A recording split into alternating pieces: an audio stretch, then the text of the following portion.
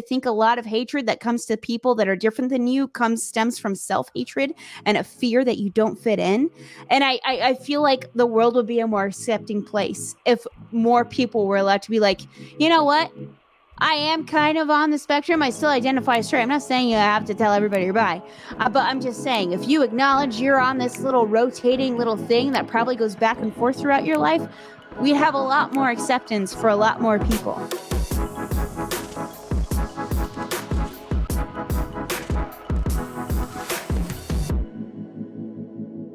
Welcome back to Alphabet Radio. I'm 3G, your local radio queer, but also I am joined today by another local radio queer, Sarah Quinn, who is a very good friend of mine, and also another radio person who is a part of the LGBTQ plus community. Sarah, thank you so much for joining me today. Thank you for having me. So you are a baby queer. You just came out this year as bisexual. Why don't you tell me your coming out story? Yeah, I can do that. So yeah, I'm a baby gay. So it's a long story and I'll do my best to compartmentalize it. But you know, radio people, we're known for telling stories. So it goes on for a while. My journey started when I was about 8 years old. And I thought that I liked a girl. I thought that I liked a girl. And I was very worried because I grew up in a Christian household. And I brought this to my mother. And I said, hey, I think what would happen, you know, if I liked a girl? And she said, well, you like boys? And I said, yes, I do. And she goes, well, then you don't. You like one or the other. You can't like both. That's not how it works. And I was so worried about being gay because I was taught that being gay was not good. I saw reactions that of people that I knew in my circle of when talking about persons that were gay or queer, it was negative. So I associated that with bad. Well, 14 years old happens and it happens again. And I bring it up to my mother again. And I also have ADHD. So ADHD people kind of obsess over facts and we zero in. And also, I didn't get diagnosed with ADHD until literally 2 months ago. So, oh gosh, I just get all the fun, spicy things. I just need to be special. Radio people and mental illness. Name a more iconic duo. So, yeah. 14 years old, brought it up again. Mom said, no, Sarah, we've been over this before. You can't be gay. College happens. Starts again. And this time, I make my first gay friend. First gay friend. Blew my mind. Then I got to New York City. First school. And I asked my mother again. Same question. She's annoyed of this conversation by this point. Now, 29 years old, I have a conversation with some of my radio friends. And one of my friends, Sam, not my boyfriend's name is also Sam. He is bisexual. And he's my first friend that's bisexual. And, you know, we're talking, we're hanging out, we're partying, and we're having the conversation. And you know, he started talking about his journey and stuff like that. And I said, man, I thought that I like girls are bisexual for a while. And I'm not, you know, and he goes, yeah, you are. And I, what? And he goes, Sarah, from the moment I met you 4 years ago, it's been very obvious to me that you're part of the queer community. I said, what? Why? How? And he goes, look at you. And I said, well, but I don't think that. But I've had this conversation before with like my mom and stuff like that. And she told me I'm not. And he goes, okay, have you had a crush on a girl before? And I said, yeah. And he goes, do you think girls are pretty? And I said, yeah. He goes, have you ever gotten nervous around them before? And I said, yeah, especially ones that I like think are really cool. Like I want them to, you know, think I'm cool. And he goes, all right, then you're bi. And I said, but mom said that, you know, it's normal to have crushes on girls. Like everybody has crushes on girls and thinks they're pretty. And he goes, no, they don't. No, they don't. And that, the meme of, and the universe blew my mind. And it's something that I've kind of been like, just sussing out, I guess, and discovering on myself of holy crap, this is part of me and who I am. And it's weird to be this late in life because, you know, I've lived my whole life as a straight, cisgendered woman. and to introduce this thing that I've always thought and wondered that is there, and to acknowledge it for the first time and to not be scared of it. It's a weird position to be in, you know? And even weirder is, then I became scared to talk about being bi because I've denied it for so long. So I must not have a right to have a space in this community. You know what I mean? It was a weird dichotomy of, well, now I don't deserve to call myself this because I've been in straight relationships, heteronormative relationships my whole life. So I can't just start, I can't restart the game halfway through playing it and be like, hey, I belong here. You know what I mean? And that's been a new phase. So it's been, that's the summary. There is this entire conversation that bisexuals have. I think every single bisexual has had the exact same conversation with someone where they say, I think I'm attracted to X gender. And somebody says, no, you're not. Yeah. No, you're not. It's for some reason, society likes to gaslight us into thinking that we have to choose. We have to pick a side. And that's like, it is a meme in the bisexual community of you have to pick a side. You have to be attracted. You have to either be attracted to men. You have to either be attracted to women. You have to be gay or straight. Pick a side. Nobody's bisexual.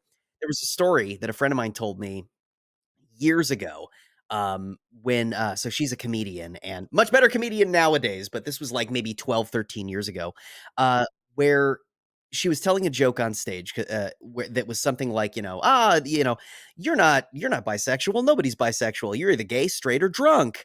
And I thought about that joke for so long that I had like compartmentalized it in my own psyche that it was me. That's me. I'm just drunk. That's the reason why I'm attracted to these men. I had a boyfriend and I was like, I thought I was gay at the time. And then even after that, and I'd been with women like my entire life. So we find any kind of resistance to identifying ourselves as what we truly are because there's not a whole lot of representation for it. We don't have the representation of, hey, it's a bisexual on the screen. We don't have the representation of, oh, that's a bisexual on the radio. They're talking about their experiences. Bisexuality wasn't even really fully understood until like the 90s, you know? So, but we've been around as long as the rest of the queer community has been around, which is to say, as long as human history has been around. So it's tough when you realize that, like, no, hold on, this label fits me. This is the bucket I fit into, you know? Mm-hmm. Especially after being told, you're right, your whole life that bucket doesn't exist. Right. And then and then even sometimes, and this is a deeper conversation, but sometimes even in the queer community, there is bi erasure. And it's like, no, if you're bi, then you're pan. And it's like, no, it's not quite like that. Or, oh, if you're bi, then you're this, or you're not really bi. And well, if you've only been with women, then you're a lesbian, for me. Mhm. Well, if you've only been with men, then you're straight. You can't. So there's a bi erasure too. And I have this theory that everyone is on the queer spectrum to some point. Everyone in the entire universe, even the most stereotypical straight person, they are on the spectrum. And the reason why we are so scared and we erase bi is because we are so scared of our own sexualities and things that we have been told are bad or not good or don't fit into the heteronormative. That is why I guarantee you, if more people were allowed to come out and say, I am bi, there would be a lot more people a part of the queer community, because I am convinced, because human sexuality and human minds and human expression is so complicated. You can't just put it in buckets. But, that's what we like to do. We like to put things in buckets because it's easier for us to understand and easier for us to digest. If we would just be more open to the fact that, you know what? It's okay. And there's probably a lot. I think there'd be a lot more queer acceptance. I think there'd be a lot more acceptance, period, because I think a lot of hatred that comes to people that are different than you stems from self-hatred and a fear that you don't fit in. And I feel like the world would be a more accepting place if more people were allowed to be like, you know what? I am kind of on the spectrum. I still identify as straight. I'm not saying you have to tell everybody you're bi, but I'm just saying if you acknowledge you're on this little rotating little thing that probably goes back and forth throughout your life, we'd have a lot more acceptance for a lot more people, and the world would be a better place. The theory of left-handedness actually confirms this, because if you look at what happens on the scale of when people were allowed to be left-handed. So for many, many, many years, left-handedness was beaten out of people. It was forced out. Everybody that was left-handed had to write with their right hand, every single one. But I believe it was like the 1940s or 50s, they said, well, what if we just let people, we'll just teach them how to write. It doesn't matter if they're right-handed or left-handed. They can just learn to write. And immediately you started seeing a jump in the number of people who are left-handed. Yeah. And then it plateaued in the 1960s, and it's kind of stayed basically the same since then.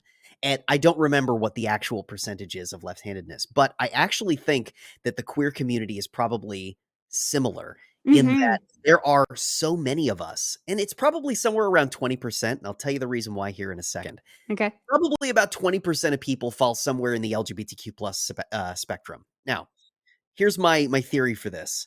The number of people who identify as something in the LGBTQ plus spectrum who are generation or who are boomers is like 2%. The number of people who are Gen Xers that identify as queer is like 5 or 6%. The number of millennials is about 14%. And the number of Gen Zers is 20%.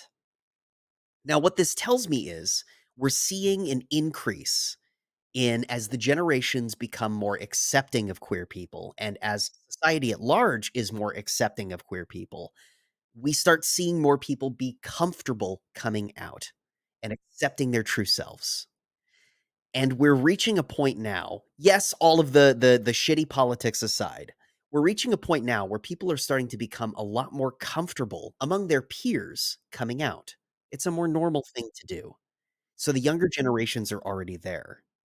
And I think that it's probably somewhere near 20%. I bring up this statistic literally every show. I bring this up literally every podcast I'm on, literally every conversation I have. And the reason why is because it's so important to me. Just for you, like being able to know, once you know, you're like, this is where I fit. This is the bucket I fit into. It's freeing.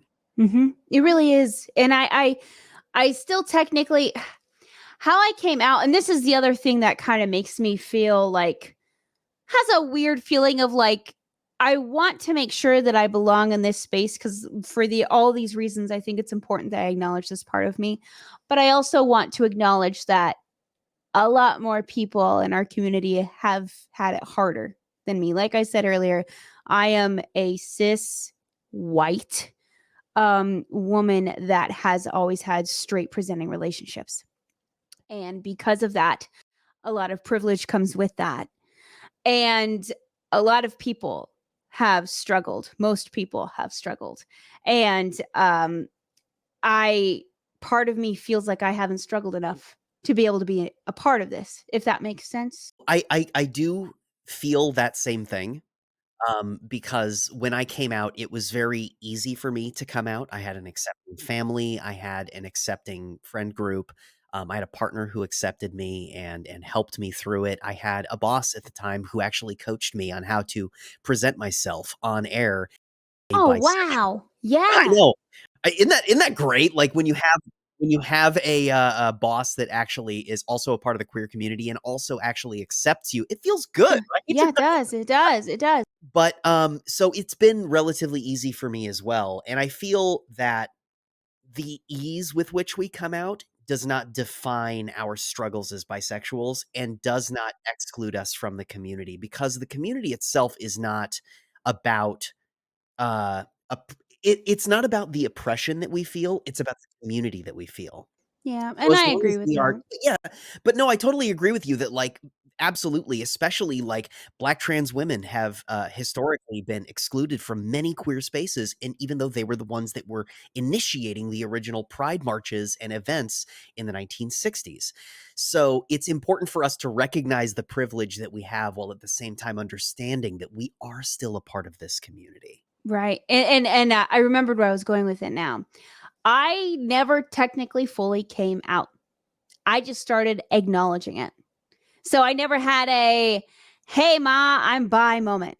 In fact, the only family member that I've had a conversation with about this is my little brother, because I knew Matthew wouldn't think it's a big deal.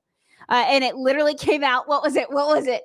He sent me a TikTok, and the TikTok was Kingdom Hearts, my favorite game ever. Oh my God, And we got to talk about Kingdom Hearts one of these days. I have 5 Keyblades right over there off camera. Oh my God, I'm so jealous. I know. Anyways, bring it center, Sarah. You're going to get me on a tangent. The TikTok said, if you liked this anime now, or if you liked this game now, you're probably LGBTQ. And Matthew sent that to me, and or it said 50% LGBTQ, and he sent this to me, and he goes, "Oh man," and I said, "Well, it's right, got one of us," and he goes, "What?" And he goes, "Oh, I'm bi," and he goes, "You're what?" I said, "I'm bi." I said, "I kind of discovered it about a year and a half ago. I don't know. I'm sorting through it." And he goes, "Well, that's okay. Just means you like the same things I like." That it does, little bro. But then that was the end of it. And now we just make jokes all the time, because I have a nephew now, and his wife's only brother is gay. And I said, "Look at you, and growing up with 2, his only auntie and his only uncle, we're both queer. This kid's gonna be so great. He's gonna be so artistic. He's gonna be so weird. I'm so excited." And I make the joke too, because growing up, like, we had friends that had like family members that were part of the LGBTQ community, but we didn't have any. I am the only person on both sides of my family that has acknowledged or talked about it, or like sort of hinted at it on social media as out. And that is over. I have a huge family, over 250 people that I could name right now. I'm the only one. And we always thought that was crazy. And I was like, there's got to be somebody. There's got to be somebody that's gay. And it was me the whole time. It's me. Hi, I'm bisexual. It's me. But I never truly, like, I've never had that conversation with my mother or father. I know that they know, because I will just post, like, I'll just say something in passive. Like my post the other day, I was going off about something, and I'm like, these people, make all these posts and think that people like me don't get to exist, like things like that, very subtle. And I know that they know, but it's just not, I never really had like a coming out story. I just kind of was like, all right, I acknowledge this, and I just talk about it conversationally. I mean, coming out is different for everybody. We all kind of come out in our own different ways, and I'm of the opinion that coming out isn't a single one-time thing. It's a thing that you do your entire life. It's a state of coming out. As you discover new identities, you discover new pieces of yourself. We should always be in a state of coming out, because it constantly is allowing us to reevaluate ourselves, understand our identities and our personalities, and the other things about us. Like, you just realized relatively recently that you have ADHD. That is now a new part of your identity, and it's now a new part of your existence that you can now come out as. So, and what's interesting, and I love that you're bringing this up. I like how you framed that. That's beautiful. And so I want to expand on that a little bit. No, I do, because another thing too is there's a lot of shame that's put into when you discover these parts of yourself that aren't normal. When you discover these parts, people think that you're seeking attention, that you're doing this, for the post, whatever else. But it just gives you more clarity about yourself, and it's kind of refreshing and freeing. Like, oh my God, ADHD. I have this extreme sense of justice and right and wrong. Okay. And it has been something ever since I was this big. My parents, drove me mad, drove my teachers mad, my friends, drove my friends away. And I thought I was broken. I was like, why am I like this? And it really affected me in my friendships, in my romantic relationships, because I had this extreme sense of right and wrong. And I also had this extreme sense of, no, you said this thing, so I'm taking this at face value. And that's all part of it. And when I feel things, I feel deeply, like super, super deeply. And I'm like, what is wrong with me? I can't tell you how many times I've cried in front of my boss. It's embarrassing. And I don't mean to. And it's because that's all part of ADHD. We feel things deeper. We express things. And I thought something was wrong with me. I thought that I was overdramatic, but now I can say, oh, that's because of this. It's not because I want more attention. It's the opposite. I want people to go, it's all right. She's having a moment. Don't look at the tears. Just listen to her words. It's fine. She's not overdramatic. This doesn't mean she can't be a leader in her career or job. This doesn't mean she's broken or temperamental. It just means my brain's a little spicy. Has a little oregano, some basil, some garlic, parsley. A bit of paprika in there. A lot of paprika, my guy. A lot of paprika. And now you're able to work with your local Pride organization as well. Yes. Oh, they're wonderful. We just did an event on Saturday, and I tell you what, it's amazing to be around people that like I always belonged. I felt a sense of belonging in these spaces, but for a small town kid in, suburban America, that was theater. That was theater for me, and so that's why. Yeah. Yes. So, that's where I found my belonging was theater, the artsy kids, the artistic kids. And then in college, more theater and journalism. And then that wasn't enough theater. So I went out to New York City and I was like, wow, super theater. But then I was like, whoa, that's way too expensive and it's way too hard. So I came back and I did radio because I thought that would be easier. Anyways, it's not. Those who can't act do radio. Those who can't radio teach radio. Hey! Anyway. Why can't it be voice acting that we do instead if we can't do radio? Like, oh my God, what? That's it. That's all radio people's dream job. I'm convinced that is every radio person's dream job. We don't really want to be on the radio. We just can't have the end for voice acting. So we do this. I'm right there with you because I'm looking at myself and going, yeah, well, yeah, me too. Yeah, okay. This is why we do funny voices at each other when there's like nobody else around. You just do funny voices when you're like, all right, well, I guess I'm gonna brush my teeth now, and then you're like, why did I do that voice? I don't know why. But see, I don't just do it by myself. Like I do it to dogs that I see in public, to children that acknowledge my existence, a random person crossing the street that maybe did a funny walk. I narrate. I just go off. It's nonstop. I break into accents sometimes and I don't even mean to. Do you ever do that? You're talking and you're talking and you're just having a conversation and suddenly you just start talking like this and you didn't mean to do it. And they're like, why are you talking like that? I'm like, I don't know. So I got a story for you. When my partner and I went to England in a couple of years ago, you probably do this too. Where like you're having a conversation with somebody who has an accent and you start, it's not with your brain just immediately starts adapting that accent. So I was talking to, there was a person that was, I think we were at like an ice skating rink and this person was talking and without realizing it, I started slipping into a bit of a British accent. And then the person looks at me and goes, your accent is very interesting. Where are you from? And I went, oh shit, I'm doing it. So I said, Australia. And she goes, I sort of thought that you sort of sounded Australian. And I was like, oh my God, I'm gonna get my ass kicked. Good for you. But I digress. That's amazing. No, I do the same thing. That's why, and it's great because so recently I changed my GPS to have an Australian accent. His name is Jack. And because of that, like right after we get out of the car, I'm just talking in Australian accents nonstop. And my boyfriend's like, oh my God. Thanks, Jack. Watch the roundabout of the parkway up there. Did you hear Jack? He said you got to watch the roundabout of the parkway. Oh, sorry. Rerouting. And it's just like, it's just right there's like an earworm that you can't get out. And it's like a song earworm. For a walkabout. Yeah, you're going for a walkabout. All right. What you doing there, mate? You're going on a walkabout. I'm going to piss off all of my Australian friends and all of my British friends. Oh, that's amazing. What were we talking about? Oh yeah, pride events and belonging. Anyways, woohoo. So yeah, We're both not neurodivergent. it's fine. It's fine. We're fine.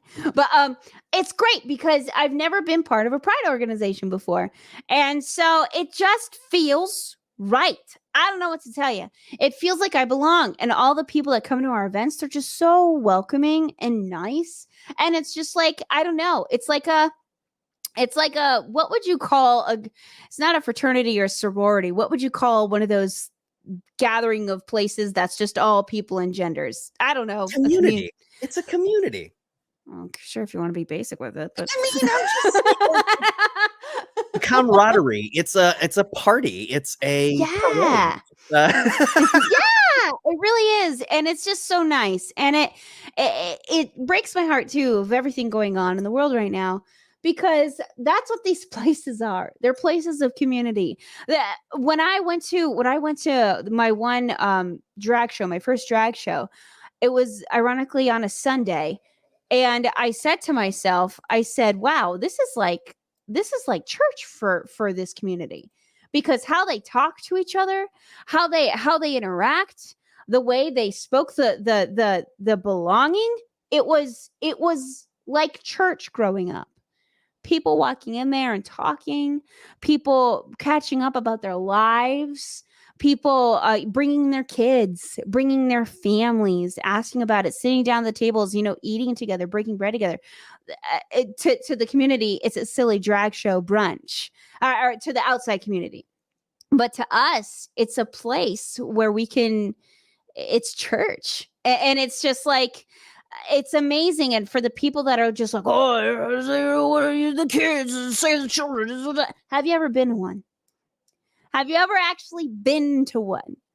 It's like the same as like going to a show or a theater or something. And it's like, we're all members. We all have a membership to this theater that we're going to, but our membership is being part of this LGBTQIA. And it's like wanting to, I guess, outlaw something that because you don't understand or because it doesn't fit the narrative of your life is just so mind-boggling to me. And I know it comes from fear. And that comes back to my point that I said earlier, that I feel like if everyone would just acknowledge, and it was a safe place for everyone to acknowledge that there's some place on that spectrum, there wouldn't be that innate fear.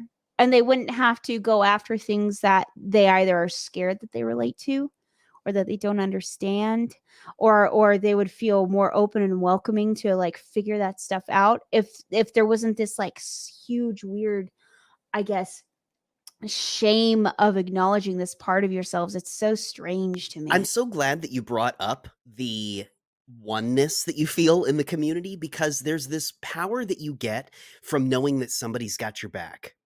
Yeah. And knowing that your community is there for you if something happens. Yeah. Like when I lost my job, I was still able to communicate with my pride organization. They still had me hosting events. And it was wonderful. And knowing that they are my friends and have my back, regardless of what happens to me, is a really powerful thing. Yeah. They accept you as you are. I wish more, and there's a lot of ignorance surrounding us and surrounding our communities and surrounding what we do. And I think, most of it is coming from a very toxic place of people not wanting to accept anyone and want everybody to fit into rigid spaces and rigid boxes. But we already know the tide is changing. We know that there is something positive on the horizon. We just got to get there. The reason why we don't have that many elders in the queer community is because we lost so many of them in the 1980s and early 90s to the AIDS epidemic. Yep. And so understanding that we are now going to be the new generation of queer elders that are going to help lead the way to the younger generations who are, whether or not their families are going to allow them to be, they are still queer. Your child is trans, whether you want them to be or not, they're still trans, Absolutely. So it's important for us, especially as personalities, to be able to express ourselves either on the air or at events. Can you talk a little bit about how you're able to express yourself and like how you're able to meet new people? And because I'm sure that when you've gone to events, I've seen like the videos that you've done of your local pride were so great. And seeing all of those people that were there was so heartwarming to me. It was cool. That is the first, and I might be wrong, but in recent history, at least, that is the first Pride event that my station has done and gone to. So it was kind of new for everybody. And I was embraced with that. I was, which was really nice. And I got to be myself. Staff learned, my station staff learned, that I was part of that community because of that event. And it wasn't like a big, like, hey, guess what? It was more like, oh yeah, and conversationally. And I could see the light bulbs go off and go, oh, you're of that persuasion. You know what I mean? It just kind of went off. I still think, in a lot of places though, media could do better with representation. And it's a, how should I put this? It's a thin line. There are moments where I feel like media shies away from doing the right thing because they're too scared of losing dollars. Yes. But they will only do the right thing when it's only backed up with dollars. I don't know a company that doesn't do something for Pride and doesn't profit off of it. Great, cool. It's nice to see the month of June, this community is more accepted with rainbows and cute stuff like that. We won't go into the pushback that Target has gotten because we will be here all night because I have a lot of thoughts on it. Same. Spoiler alert. I got a lot of problems with the protests. But when it comes to companies and media companies and stuff like that, if you're going to commit to it, you got to commit to it. There's one side of right. Like choosing to not air certain pieces of media on certain platforms, to me, is one place where media can change and can embrace people that are different more. Usually what I hear in those moments when I find out of either a company or media or a podcast or a television station or whatever, it's because, well, we don't want to get pushback and we don't want people to get upset and angry, and everything else. So you're making safe spaces for people that don't need a safe space. If these people are angry or affected negatively just because of the fact that other people exist, that they don't, do exactly how they do, that their life, those aren't the people that you should be protecting. The people that you should be protecting are the ones that have to live in fear of hiding, that have to hide who they are, that have to worry about walking down the street. And, if you are biologically of one persuasion or the other, and you decide to present yourself how the way you feel, and that doesn't align with cisgendered qualities, that you could get hurt. That those are the people you should be protecting. You shouldn't be giving safe spaces to the same people that are passing laws saying, if you don't adhere to this old standard way of existing, which is cisgendered and straight, then you don't belong. That those aren't the people you should be protecting. And I know that we might lose dollars, but I hate to liken it to this, but I can't think of anything else. And I feel like it trivializes to the civil rights movement. And I don't mean to do that, but that's the only thing I can think to compare it to. If a business owner said, I don't like that you aired that commercial because that person is Black, would you take off that commercial because that person is a person of color? Or would you stop doing business with that person? That's what used to happen not even 40 years ago. Okay? So now we're at this present day age, and you're not going to air spots or commercials or something else on certain mediums or television shows or television stations or podcasts or broadcasts because it features LGBTQIA people? So you're just against them for existing. Because at this point, that's all it is. So who are you really protecting? Are you protecting the people that need help that need to be given, hey, we accept you? Or are you protecting the same people that are going out of their way to make sure that these people feel like they don't belong, that have the highest suicide rates in the country? Well, who are you protecting? And don't even get me started on trans people. Like, no, I'm going to get started. No, absolutely. This is the platform for it. Go off. I am convinced that if both genders were completely equal, trans people would not be an issue. Why are trans people such an issue? Because they don't fit in the molds that people profit off of. If a someone that is born biologically a female discovers that they truly are a man and want to change, how they present, they want to change, how they identify, well, then that means that they get male privilege. And that is not okay to a big part of our population, especially the ones that are trying to control women's bodies. Now we've got them switching teams, and we can't have that because this team is higher up. Then you've got people that were born biologically male that are discovering they are female. They are a woman. They feel like a woman. They want to be a woman. They present as a woman. A woman is who they truly are. Well, you can't do that because that's scary, because now someone of privilege is giving that up to go to the other team, the team that's less. And then that makes us less. And it's just if both genders were completely equal, then why the hell do you care what somebody identifies as? What's the point? What's the point of caring? If both teams have the exact same amount of points, exact same amount of privilege, exact same amount of resources, then why the hell do you care what they identify? I am convinced that if both genders were completely equal, feminism wouldn't have to exist anymore. You think I like being a feminist, having to always punch my chest out, and people say you're hard to approach? And it's like, actually, no, I'm just calling you out for your sexist things that you're saying and your racist things that you're saying, because it's not okay. You think I like getting in fights all the time? I do not. So trust me, I would love it if I could stop identifying as a feminist, because that means that the battle is over and both genders are completely equal. I am convinced, and no one can tell me otherwise, that until the day that we reach complete equality for both genders, people are going to have a problem with trans, because they don't fit into the boxes where people can basically benefit off of the privileges that they have over the other sex.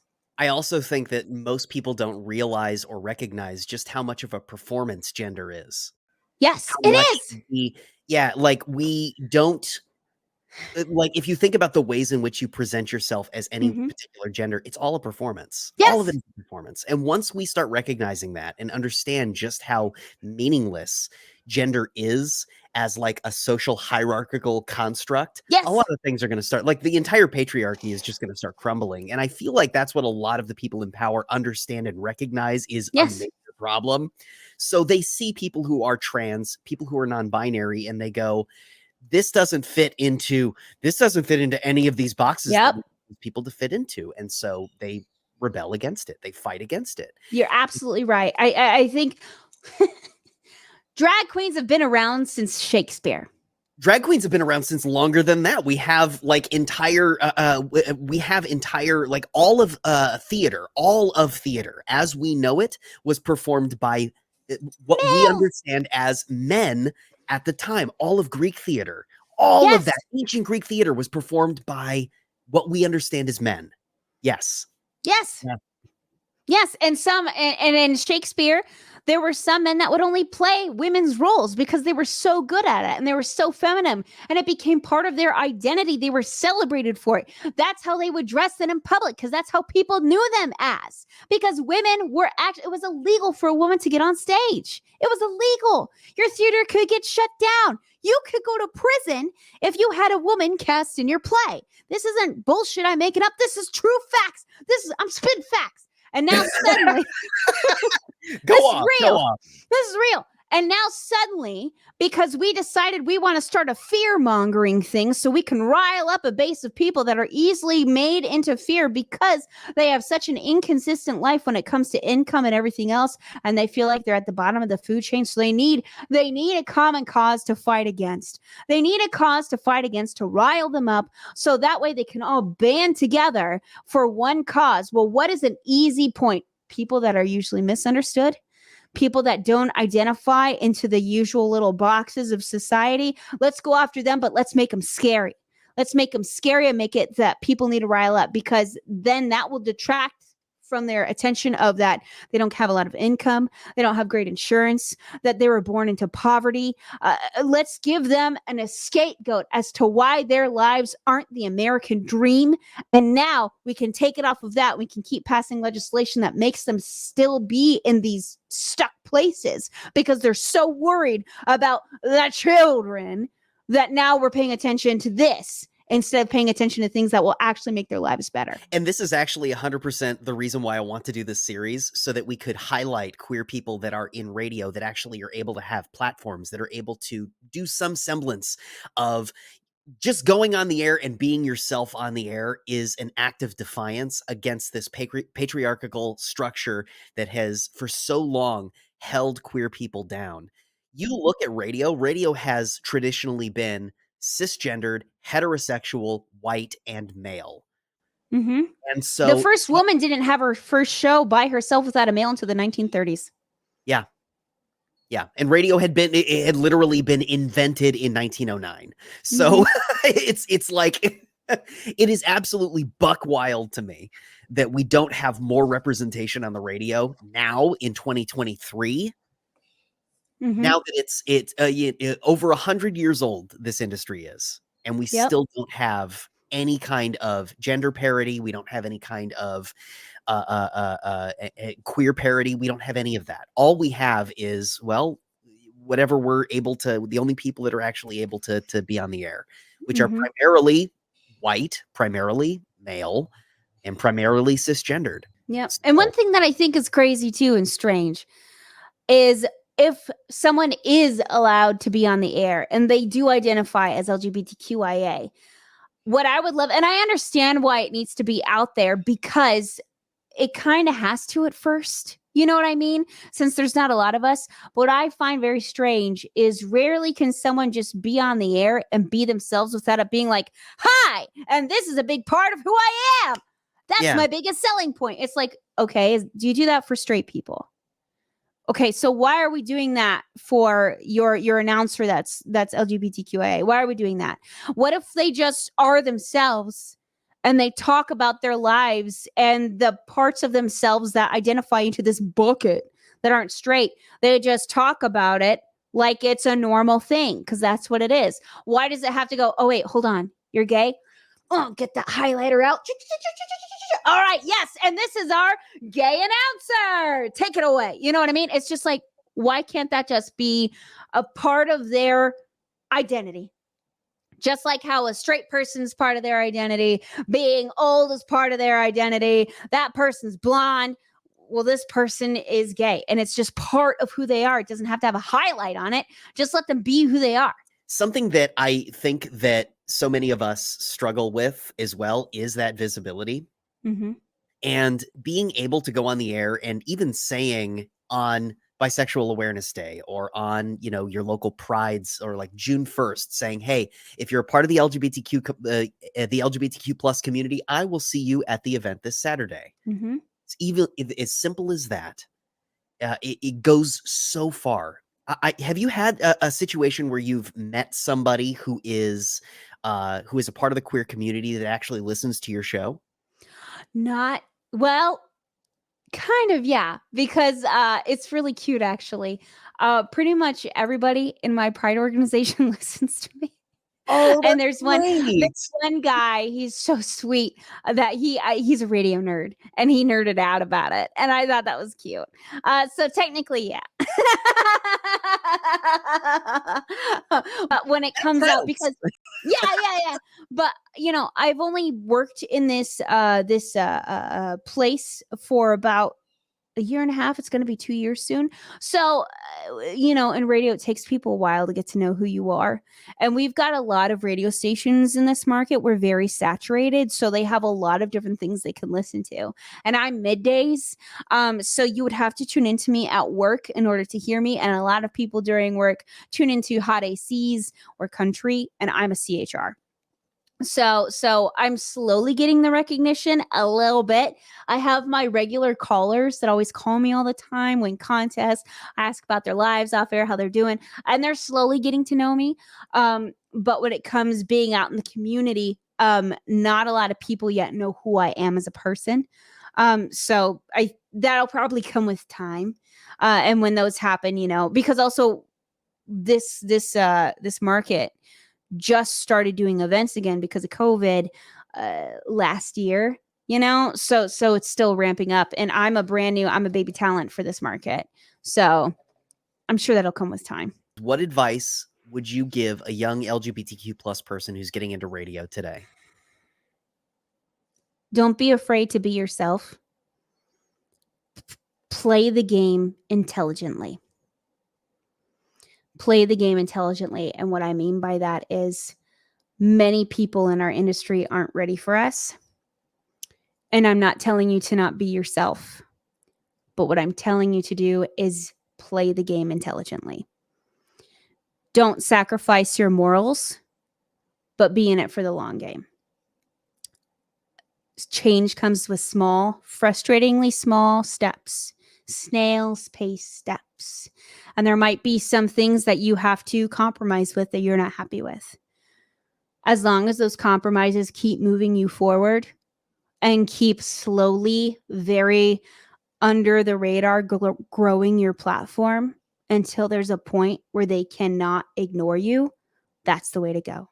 Because if you come in like a wrecking ball, which is what we all want to do, that's what we want to do. We want to come in like a wrecking ball, go, screw you, I saw this on a movie once, this is me. Greatest showman moment. That's not reality, unfortunately. Not yet. We're trying to get there. Be in it for the long game and keep your head up. That's what I would say. Wise words to end on, I think.